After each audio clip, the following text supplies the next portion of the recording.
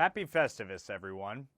It's that special time of the year again, and in the spirit of this unique holiday, it's once again time for my annual airing of the grievances. And trust me, I've got a lot of problems with a lot of people. And here are my top 10. Number 10, the MTA.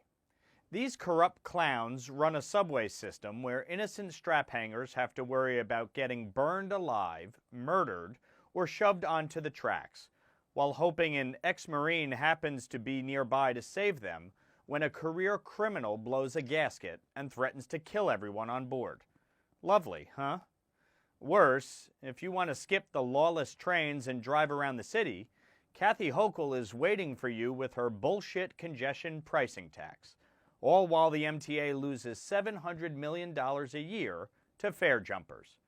To paraphrase Jack Nicholson in Batman, this place needs an enema. Number 9, Columbia students. Remember when we all thought Ivy League students were smart? After watching these anti-Semitic, self-entitled, brain-addled morons embarrass themselves and our state for the past year, I am prouder than ever to be a product of a truly great New York institution of learning. Go Jaspers. Number 8, Chuck Schumer. Chuck Schumer, the Senate Majority Leader and highest-ranking Jewish official in our government, can't bring himself to get the Anti-Semitism Awareness Act passed through the Senate. Come on, Chuck. I know you're petrified of getting Joe Crowley'd by AOC, but have you no sense of shame?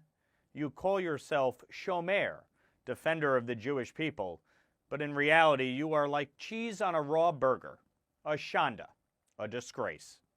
Number 7, Joe Biden.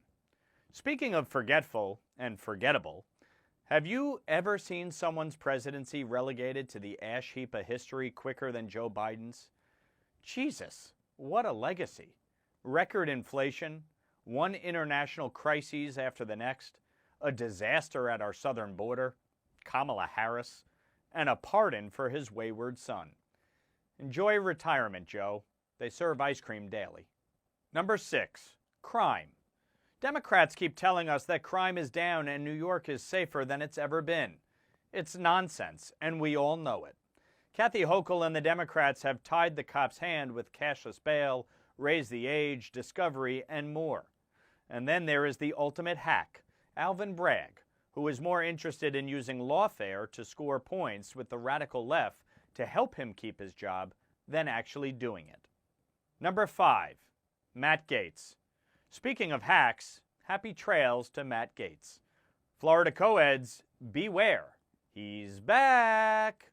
Number 4, Hakeem Jeffries. Hakeem spent over $100 million in New York to win the House majority. Yet I'm still standing, and he's still the minority leader. Not to mention that by pouring tens of millions of dollars into the lost cause that is Mondaire Jones, he let Republicans win 8 seats we didn't have before, and shut the Democrats out of every lever of power in Washington. I bet everybody's missing Nancy Pelosi now. Number 3, Mondaire Jones. That's 3 losses in a row now for Mr. Defund the Police. Actually, make it 4 losses in a row. Did you see Scott Jennings torch him on CNN recently?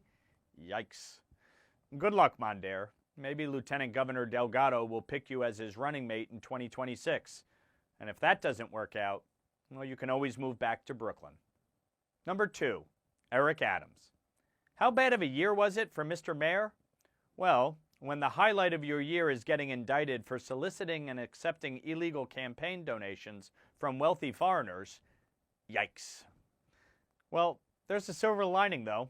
With the election of Donald Trump, Eric Adams might just be the biggest beneficiary of all.